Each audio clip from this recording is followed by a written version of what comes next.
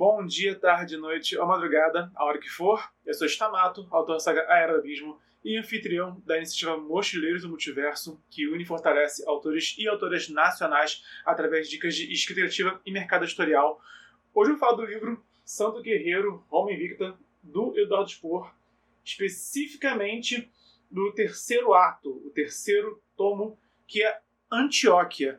Eu lembro, inclusive, quando que o Spohr anunciou esse livro. Foi na Bienal de 2019, eu estava lançando meu segundo livro na ocasião. E, bom, Eduardo Spohr e Ana Caldela, dois dos meus autores favoritos, dois dos autores que mais me influenciaram como escritor, né, desde o princípio, fazendo juntos um anúncio, né, então eu tinha que estar lá, tinha que presenciar esse momento. E eles basicamente anunciaram que eles estavam os dois escrevendo romances históricos bem diferentes um dos outros. Eu achei a ideia do Caldela bem estranha na época. Eu fiquei meio tipo, ok, Caldela tendo suas ideias aí, né, fora da caixa. Mas, curiosamente, depois eu entendi que Caldela estava preparando para escrever os romances de Cthulhu, né, do RPG dele, com o pessoal do Jovem Nerd. Aí tudo fez sentido, né? E o Spohr fez naquela ocasião um grande anúncio, né, que ele escreveria um romance histórico do primeiro paladino, que é o São Jorge, Santo Guerreiro. E eu fiquei tipo, né, meu Deus do céu, eu preciso ler isso agora. Eu não lembro, que eu me lembre, nessa época, ele disse que ia escrever um livro. Isso que é interessante, é por isso que eu tô falando isso aqui agora, no começo do vídeo. Ele falou, vou escrever um livro só, Santo Guerreiro, e é isso, né. E eu adoro tudo que o Spohr já escreveu, né? Tenho também eu me sinto assim conectado, ligado, né, religiosamente a São Jorge também. É um santo com quem eu tenho afinidade, sabe, pessoalmente, questões minhas da minha religião, sabe. E então eu falei, poxa, esse livro vai ser tudo de bom. E depois o Spohr anunciou que seria, na verdade, uma trilogia, né? Que ele falou que ele queria escrever um livro só, mas ele viu que não caberia em um livro só. E de fato, se você for pensar, de repente, um livro aí de quase 1000 páginas, na casa de 1000 páginas, como o Martin faz, de repente, né, poderia ser um livrão grandão do Santo Guerreiro, mas o Spohr optou por uma trilogia. E esse livro aqui tem quase 600 páginas, são 590, se não me engano, 580 e tantas. 586 páginas que tem esse livrão aqui, é o primeiro. Então, com certeza, toda a trilogia vai ter mais de 1000 páginas, talvez na casa de mais de 500.000 páginas, né? 1500 páginas, quer dizer, talvez na casa de 1500 páginas. Então, eu acho interessante ver como é que o Spohr tinha um planejamento, como ele tinha assim, um objetivo, vou escrever um livro, e aí ele viu que era melhor para a história dele dividir, né, em várias partes essa história, que ele poderia dar atenção devida em cada detalhe. E ele está sendo muito minucioso, ele está se dedicando muito aos detalhes nesse livro aqui.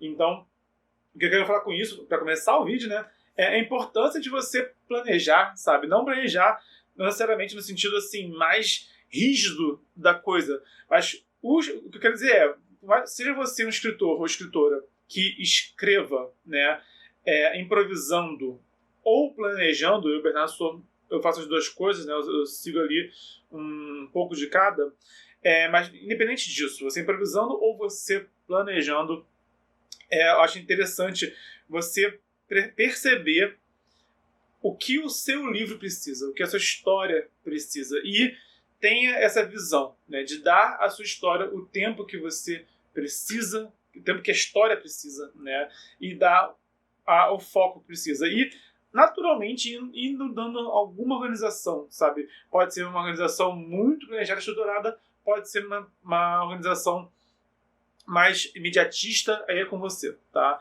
Mas esse aqui, por exemplo, eu percebo que ele é dividido em 3 lugares, né? O Spohr dividiu esse livro em 3 lugares. O primeiro foi o berço, né, dos Geórgios. Eu esqueci agora o nome da cidade, fugiu. Estou aqui pegando os capítulos para tentar lembrar o nome da cidade, que realmente me fugiu totalmente agora. Mas era Vila Fúvia, né, que era onde ele morava a princípio, e fugiu totalmente. Lida, lembrei. Lida. A gente pensa, e me sai. Lida, né? A história começa mais ou menos em Lida, né? A localidade principal. tem alguns outros lugares que o pai do Jorge explorou, né, o Laios, mas Lida é o foco a princípio. No terceiro tomo, essa meiuca, né, essa parte central do livro, é a Antioquia, e o próximo vai ser a Nicomédia, falei certo? Nicomeia? Nicomédia? Nicomédia, falei certo, Nicomédia. Então, basicamente o expor dividiu esses 3 lugares. Lida, Antioquia, Nicomédia. Né? São as três localidades que ele vai explorar ao longo dos 3 primeiros anos do George. Está bem nítido já, agora que cheguei na metade do livro. Terminei o terceiro tomo agora. Essa foi a estrutura que o expor deu. 3 lugares diferentes ao longo da vida do São Jorge, onde o São Jorge, o Georgios, nasceu, né? Aonde ele tem esse começo de jornada dele, que é Antioquia, né? E que é o primeiro destino dele, que é Nicomédia. É interessante ver como é que ele organizou isso. Eu hoje, já publicado, eu penso que eu deveria ter dado uma abordagem assim, também parecida, né? De localidades no meu primeiro livro, né? Queria eu ter tido esse insight antes de escrever meu primeiro livro. Então, quem sabe você também está escrevendo agora, também tenha bons insights, né, para a sua escrita. Enfim, então, eu vou falar agora, né, essa longa introdução, né, falar aqui os personagens, o cenário e o enredo que o Spor trabalhou, né, nesse terceiro tomo que se passa em Antioquia, e no final eu vou dar uma conclusão. E eu vou dar um spoiler no final, porque eu tô fazendo isso aqui tudo sem dar spoiler, tá? Sem dar spoiler do livro. Mas eu quero comentar uma coisa que eu admirei muito, e é um pequeno spoiler, não vai afetar a sua leitura, mas quando chegar a hora do spoiler eu vou te avisar, se você não quiser spoiler nenhum, tá? Além do que eu já tô aqui, né, dando aqui uma visão, né, do livro, mas não tô falando o que de fato acontece, não tô falando como acontece, mas vai ter um spoilerzinho no final. Se você não leu o livro ainda e não quer spoiler nenhum, né, fecha o livro quando eu avisar. Ou fecha o vídeo. Fecha o vídeo quando eu avisar, que é a hora do pequeno spoiler que eu adorei, né, nessa conclusão, nesse desfecho do terceiro ato, o terceiro tomo do Santo Guerreiro, Roma Invicta. Então, começando. Sobre os personagens que o Spor desenvolve nesse capítulo, o Georgios assume o papel dele de aprendiz de herói. Tá? Ele é um garoto ainda, ele é assim, ainda muito verde, muito inexperiente ainda, mas agora ele está se formando como herói, tá? Eu diria que ele é o herói da história. O Spor adora a jornada do herói, tá? Ele usa muito bem a jornada do herói e ele pega essas referências, tá? É bem isso que o Jorge, agora sim, ele é o herói, mas ele ainda é um aprendiz, ele está ainda dando os meus passos. E o Strabo é a única pessoa que acompanha ele nessa história do começo da jornada dele até agora. E o Strabo, ele é o escravo do quase que eu expor, dos Georgios. Ele é escravo dos Georgios e ele serve os Georgios. Ele serviu ao pai dos Georgios e, né, como escravo, agora ele serve os Georgios e ele se torna o mentor dos Georgios nesse momento, né? Porque essa é uma coisa que é interessante ver como que no Império Romano, né, até na Grécia também, haviam assim, muitos escravos que eram professores, tutores, né, que eram contadores, eram bibliotecários, sabe? Tem história, né, da época da faculdade, que chegou a acontecer de ter um nobre que fugiu, o escravo dele era o bibliotecário dele, e ele não conseguia se organizar sem o escravo. Estava desesperado, fazendo uma fortuna para quem trouxesse de volta o escravo dele, para ele conseguir se organizar. Ele não conseguia sem esse escravo. Então, esses escravos intelectuais eram muito comuns antigamente, tá?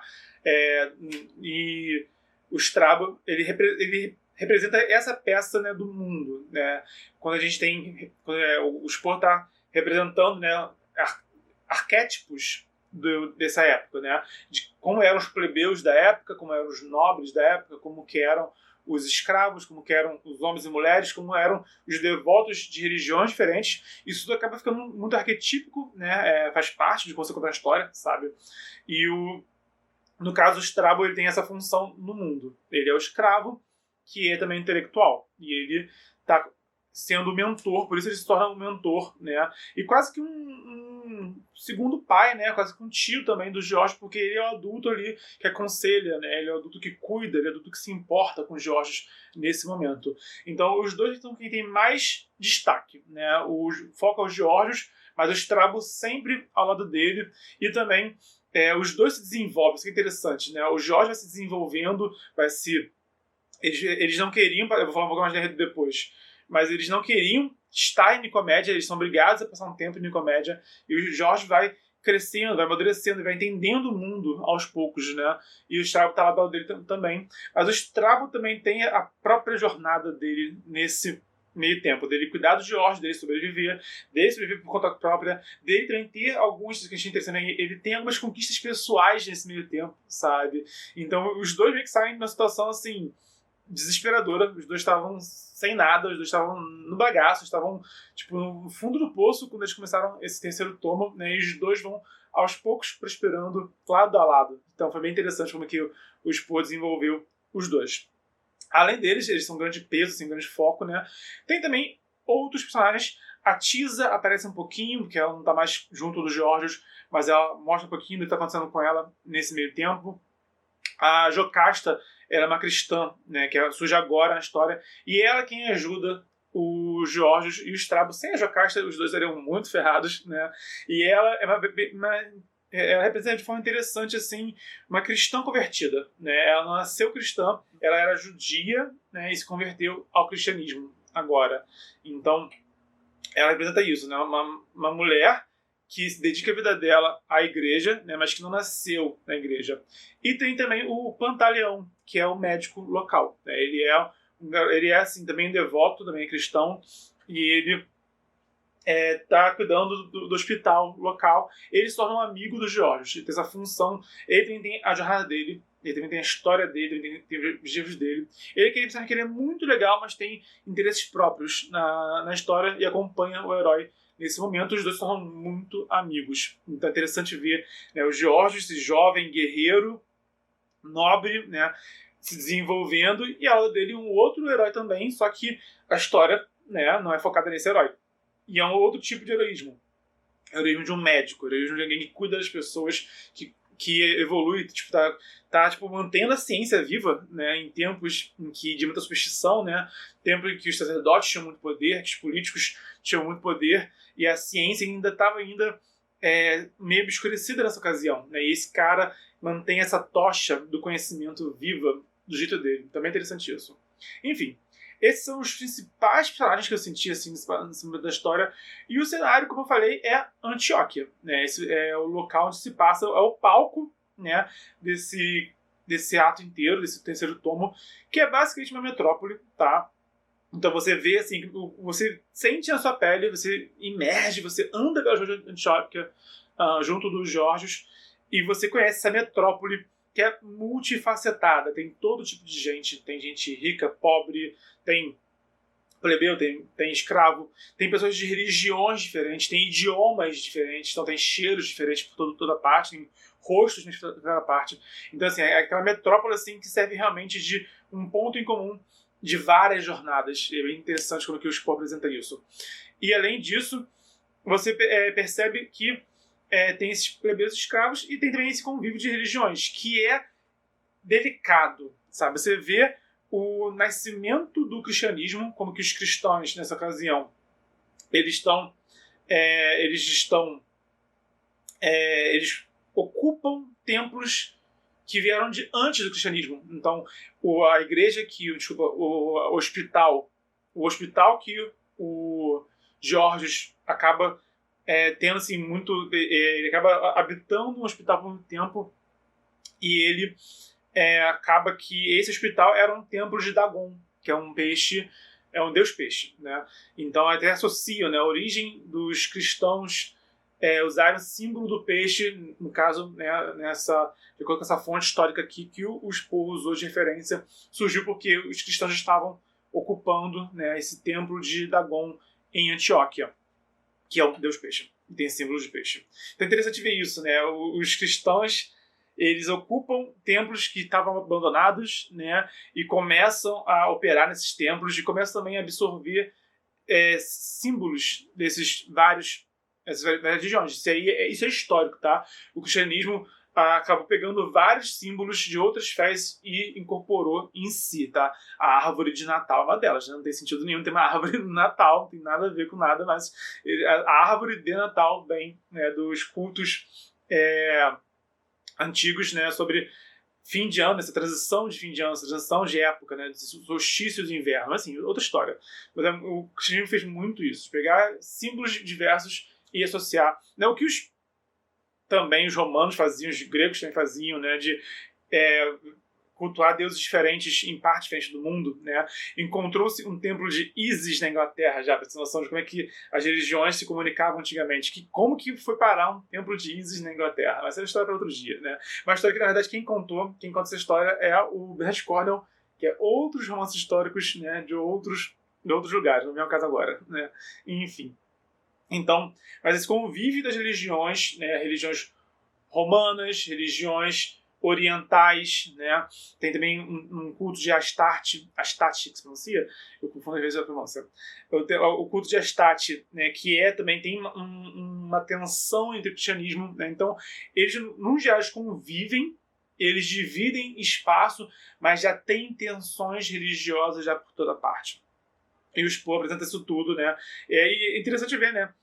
Porque eu nunca tinha lido, assim, esse tipo de ambiente, porque geralmente os escritores ou eles criam um ambiente de harmonia, né, e aqui as pessoas convivem e vivem bem, né, ou é sempre aquele atrito assim muito do conflito iminente, sabe? É muito assim conflituoso o tempo todo. Em vários mundos, né, tem aqueles conflitos assim bem tensos, bem assim, pegando fogo já. Então é sempre 880. Ou é muita harmonia, ou é muito conflito. E aqui, né, como que o Spohr, ele não está criando o mundo próprio, né? Ele se baseou no mundo real, e ele acaba dando esse olhar que parece inusitado, né? Eu acho que é real, né? Mais real do que qualquer mundo de fantasia. Eu acho que essa metrópole de várias pessoas, de várias nacionalidades, de vários idiomas, de vários rostos e de várias fés, né? E como que a harmonia é mantida, mas a tensão também. Então é uma linha muito mais tênue, né? É um campo mais cinzento desse convívio entre esses povos. E eu senti muito isso, né, em Antioquia, lendo esse terceiro tomo do Spohr. Por fim, o enredo que o Spohr desenvolve nesse tomo é basicamente os Geórgios amadurecendo, superando desafios, aprendendo medicina e tomando as rédeas da própria vida. Ele foi forçado a amadurecer, né, foi forçado a sair de Lida, foi forçado a viver o próprio caminho dele, o próprio objetivo dele, né? E ele é forçado a passar um tempo em Antioquia, né? Tipo, e agora? O que eu vou fazer aqui nesse lugar, né? Enquanto espera. Ele podia ficar olhando o teto, né? Por meses, né? Enquanto não ia embora. Mas é lógico que, né? Ninguém faria isso. Todos nós íamos ficar ociosos e inventar algo para fazer. Então, o que o Geórgios, enquanto ele está amadurecendo, enquanto ele está ali vivendo, enquanto ele está ele tem que sobreviver nessa cidade, porque lá ele não é ninguém. Se antes ele era o filho do Laios, né, e ele é tipo um príncipezinho antes, agora ele é ninguém nesse lugar, ele perdeu os documentos dele. Então, para todo mundo, ele é ninguém, sabe? Então ele sabe que se ele andar na rua, as pessoas vão reconhecer ele como ninguém, e isso é uma ameaça constante para ele. Então é interessante ver como é que ele tem que aprender a se virar sozinho, tem que aprender a se virar sem ser um nobre. E o que ele ocupa o tempo dele é que ele passa a trabalhar nesse hospital, que eu falei, que conhece o Pantaleão, e passa a estudar medicina, né? Então é interessante, né? Porque a gente sabe que ele vai se tornar um santo, que ele é um santo, e fala-se, já se falou um pouquinho em milagres, né, na história, mas bem ou mal, o Jorge, ele é um guerreiro, mas que ele aprende um pouco de medicina, né? Ele começa a aprender um pouquinho como tratar ferimentos. E isso, para um guerreiro, faz toda a diferença, sabe? Então ele começa a estudar, começa a aprender, começa a exercer essa função. Então, isso é bem interessante. Ele quer lutar, ele quer ser um herói, ele quer ser um guerreiro, um cavaleiro, né? Mas ele é forçado a aprender. Então, ele tem Strabo como mentor, filosófico, intelectual, né? Ele tem um Pantaleão, que é esse amigo, esse companheiro que ensina medicina, né? A Jocasta acaba ensinando um pouquinho, ela cuida um pouco, ensina um pouco, mas o foco dela não é assim, o cuidado dela é muito tipo como sobreviver. Esse é o ponto dela, sabe? Tipo, ela já faz parte ela já tá ali, já faz parte nessa cidade, então ela sabe sobreviver na cidade como nem o Georgios e nem o Strabo sabem. Então, o George vai aprendendo um pouco com cada um deles e vai também aprendendo por conta própria. Ele se torna, como eu falei, agora ele é o dono, né, de si mesmo mais do que nunca. Ele tem o Strabo como mentor ainda, mas ele está tomando as próprias decisões. E é uma relação interessante entre ele e o Strabo, porque o George tem autoridade sobre o Strabo. Se ele mandar, o Strabo tem que obedecer. E o Strabo, ele sabe disso e ele respeita isso.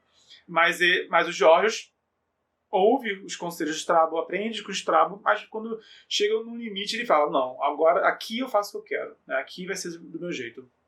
Então é uma relação que, né, a gente não tem nos livros de fantasia, porque o mestre ou é um pai, né, ou é um mago, o mentor sempre tem... Isso é interessante que o Spohr trabalhou aqui também sobre esses arquétipos da jornada do herói, que o mentor sempre tem autoridade sobre o herói. Né? E nesse ponto aqui, nesse livro aqui, o herói tem autoridade sobre o mentor. Então, esse herói tem a humildade de não ser também um tirano, não também ficar dando ordens nesse mentor dele, né? Mas o diálogo deles é um diálogo que a gente não vê em lugar nenhum, tá? O diálogo entre o Georgios e Strabo é diferente de um diálogo entre um Frodo e um Gandalf, por exemplo. Isso, ou um Rei Arthur e um Merlin, por exemplo, também, sabe? Então, é isso que torna também ainda mais fascinante, sabe? O Spohr, ele consegue trazer a jornada do herói, mas ele consegue trazer de forma...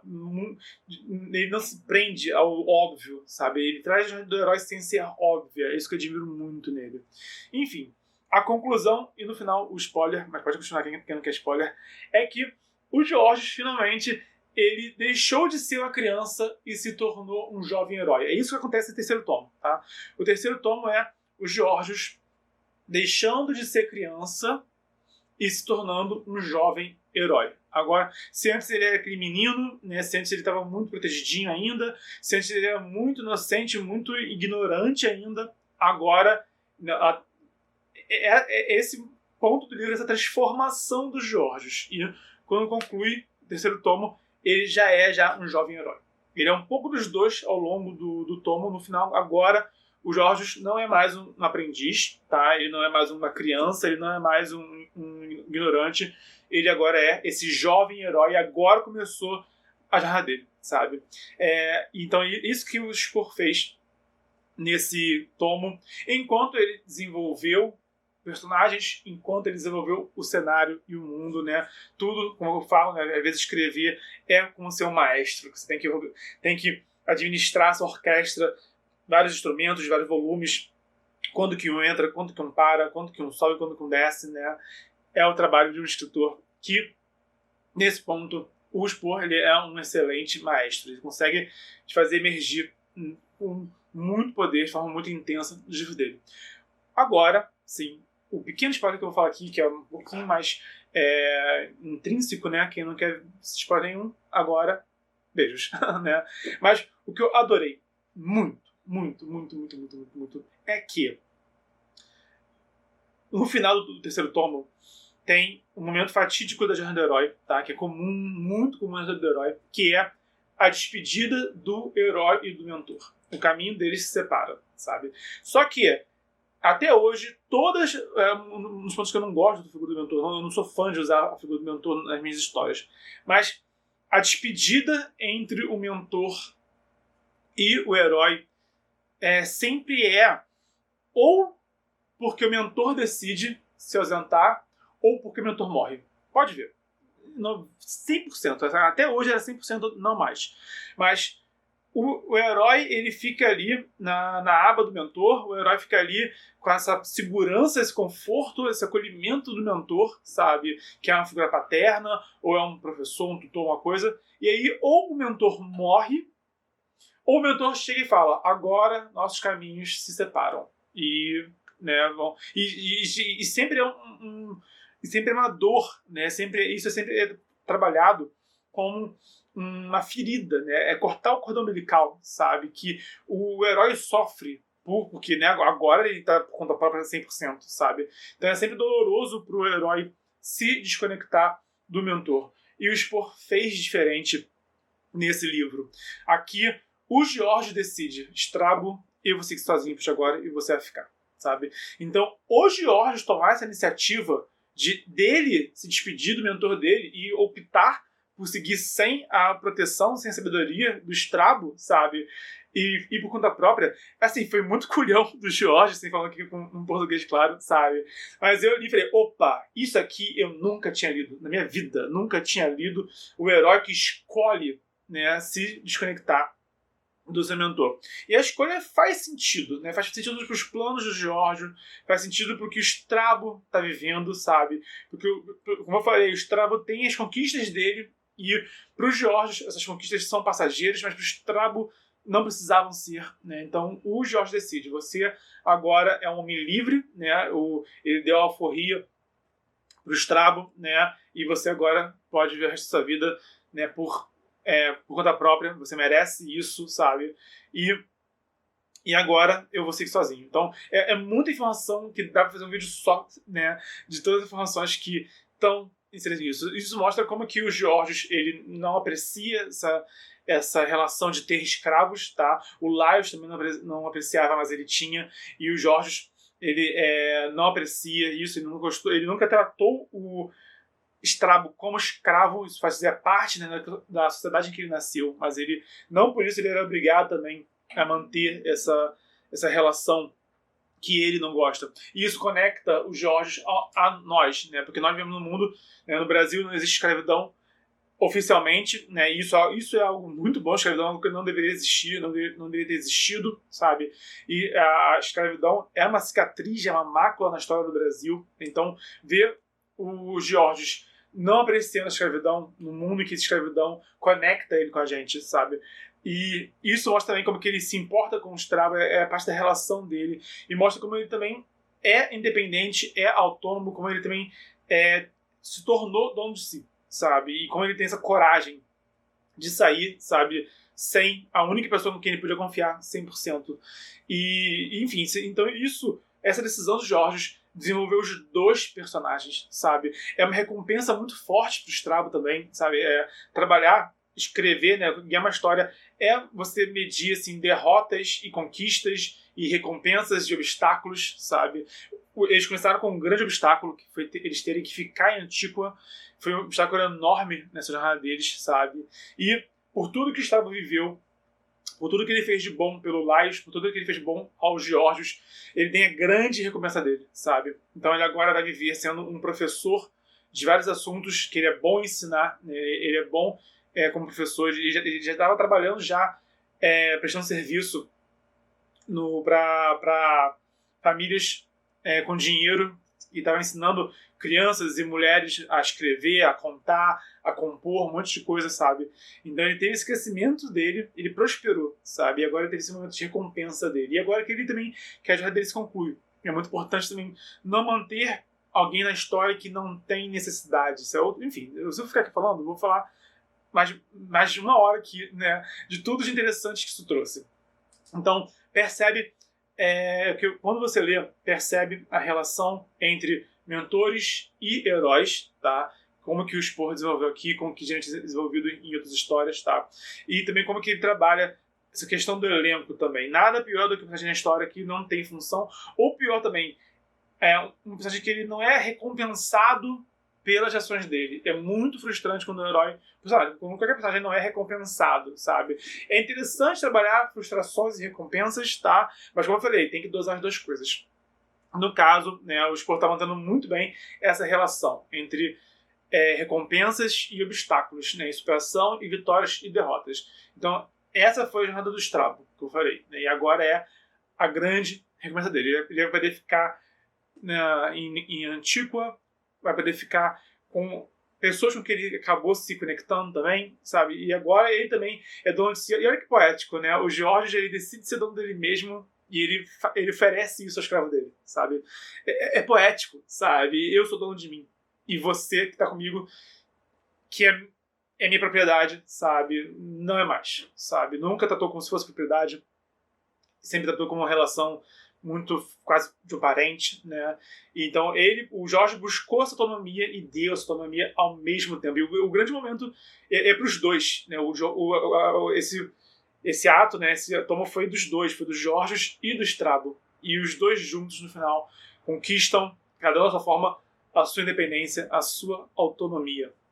E o herói escolheu se desconectar do mentor. Isso foi algo, pra mim, inédito. Comenta aqui embaixo qual é o herói e o mentor que você mais gosta. Qual é a relação herói-mentor que você já leu e mais gostou. A gente tem aqui também, né, o Frodo, o Gandalf, o Arthur, o Merlin.